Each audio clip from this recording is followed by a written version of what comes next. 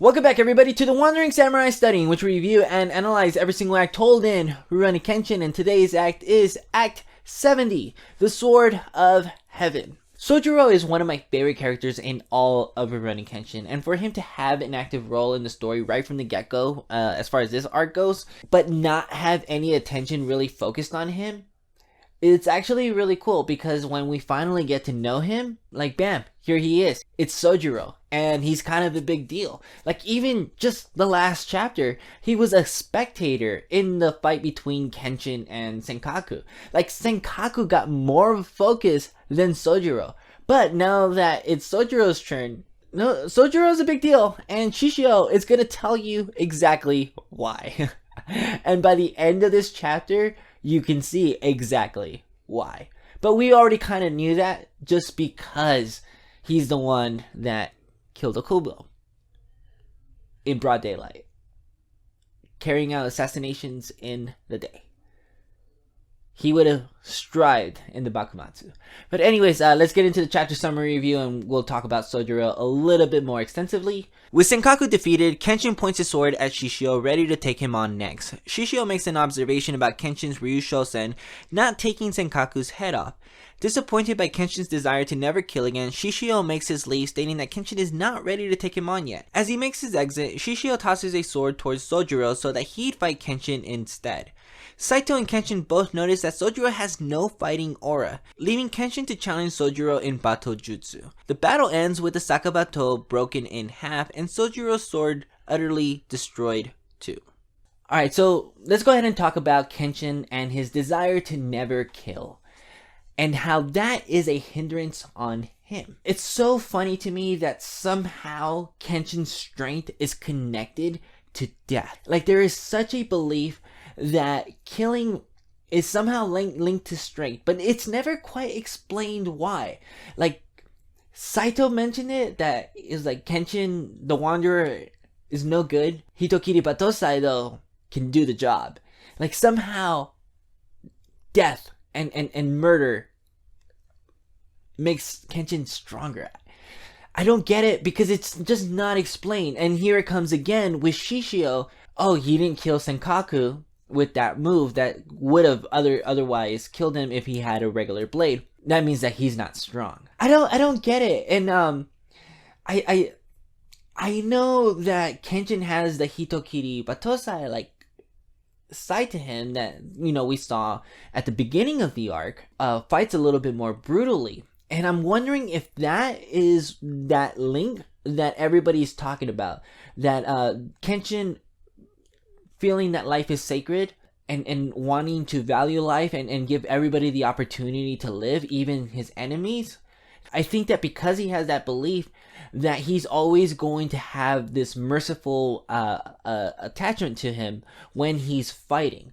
And if he were to take up killing and murder in battle, then he can go ahead and let go of some of those emotions.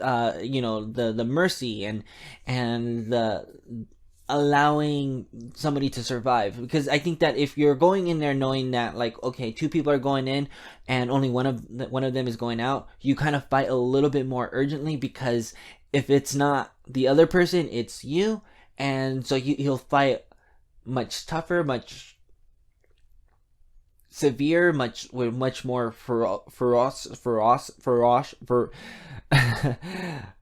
vigorously. That's the word I was looking for. Vigorously. That's my headcanon. But I don't know. It's just kind of funny to me that everybody just insists that Kenshin is not strong unless he kills. It doesn't really make sense, and the story doesn't really take the opportunity to explain it. It's just somehow there. Sojiro is a big deal. He's the focus of this chapter, and it's because of the type of person that he is, his personality. Sojiro is a force because he doesn't have any warrior ki. However, we know that he is a fighter because of what we saw at the beginning of this arc where he killed Okubo. So even though he doesn't have any fighting ki, he still is a fighter. He still is a warrior. And so that's really interesting. And I love the way that it was broken down, where Shishio was explaining this all to Yumi, this exposition. You know, Yumi was the audience surrogate in this case. And it was kind of interesting the way that the story was told, where like Shishio was no longer in the room. He and Yumi were already out, and he's explaining to her, but at the same time it's also showing us like kind of going back and forth with Shishio's explanation, but with Kenshin and Sojiro in the room. So Shishio's really not explaining it to Kenshin. He's explaining to us, and Kenshin is there to kind of figure it out himself. I think it was a really neat way of doing this exposition without having it be explained to the rest of the cast. I think that it was really cool, though, that we saw Kenshin actually exhibit ki directly towards Sojiro, and it didn't faze him. But what I really liked about it was that it did push Misao back. That is because it's a real thing. What Kenshin did was try to intimidate or kind of exert his energy or his force towards Sojiro to kind of get a reaction out of him. And the proof that it existed is that because it worked on Misao, who is a novice fighter, and that's the reason why it pushed her back and knocked her out. But for Sojiro, who doesn't have any of this, it didn't faze him. It was an interesting way of showing his lack of warrior spirit, because it didn't do anything to him. And it did something to Misao, who technically is a fighter also. Sojiro is also the reason that Saito did not attack Shishio. And I think that that's really cool, because it just shows that Saito is very different from Kenshin. He's very different from, you know, most people that, like, he's on a mission and he's trying to get in there and do his thing. And the only reason that he was held back was because he didn't know how Sojiro would react. And I really want to know how Sojiro would have reacted. Would he have jumped in? Would he have defended him? Or would he have let Shishio kind of defend himself? I think that that's what makes Saito really cool, though, is that he was looking for an opportunity, that he wasn't just standing there spectating. He was also just trying to make his in, but he never got the nerve to do it because of Sojiro. And Sojiro's lack of emotion just kind of really makes him a force, because for one, Shishio has a bodyguard, because in a unique way, because the way that Saito never built up the nerve to attack him, but in the way that his lack of emotion can make him an intimidating opponent, because you don't really know what to expect from him. And that's what we saw from Saito. He didn't know what to expect from him. And kind of going back to the Bato Jutsu, Kenshin doing the Bato Jutsu being the only answer in this case is because with certainty both men were going to strike at the same time. And even though you can't really predict his moves, you can know for certainty that both of you guys are going to strike at the same time. And that's pretty cool. It's pretty cool that was the answer, that was the solution. And it seems like a natural one, given the circumstances. And finally, let's talk about the reverse blade sword breaking. Boy, oh boy, what a finale for the chapter. Because, oh my god, I don't think anybody really expected the reverse blade sword to break. It kind of just leaves you at odds. Like, okay, Kenshin already felt that he wasn't prepared for Kyoto, and now you kind of just added this other layer. Like, now he has to figure out, is he gonna get a regular sword, or is he gonna get another reverse blade sword, or is he gonna fix this one? Like, we don't really know. Like, that's kind of the big question in the air. But on top of, what is he gonna do? Because clearly Shishio's underling is just as good as Kenshin if he can break the reverse blade sword in half. The overconfidence that Shishio was already displaying, where he's like, he says that he's up here, he really kind of escalated up more when his underling is capable of breaking the reverse blade sword.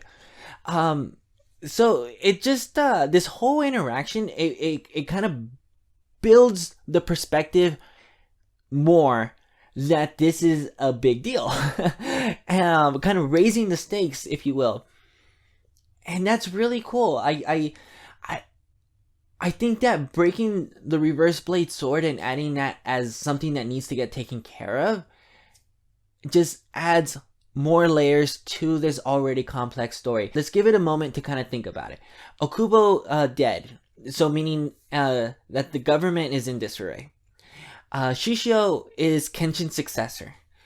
Aoshi is back. Misao is connected to Aoshi. Aoshi is an antagonist in this story, and Misao is part of the good side. So that adds a layer there. And then you got Saito, who's Shinsengumi, enemy or rival of the ancient Shishi.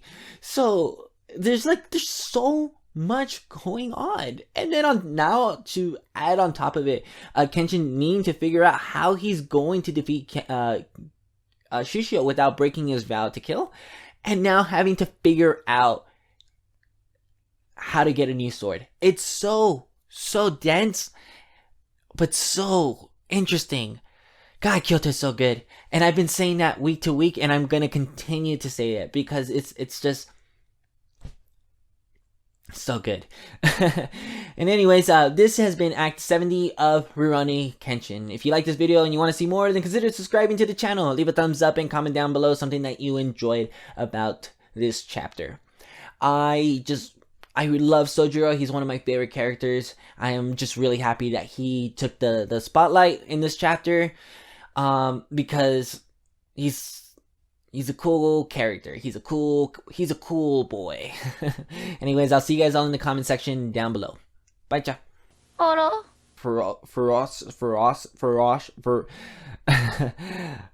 Vigorously.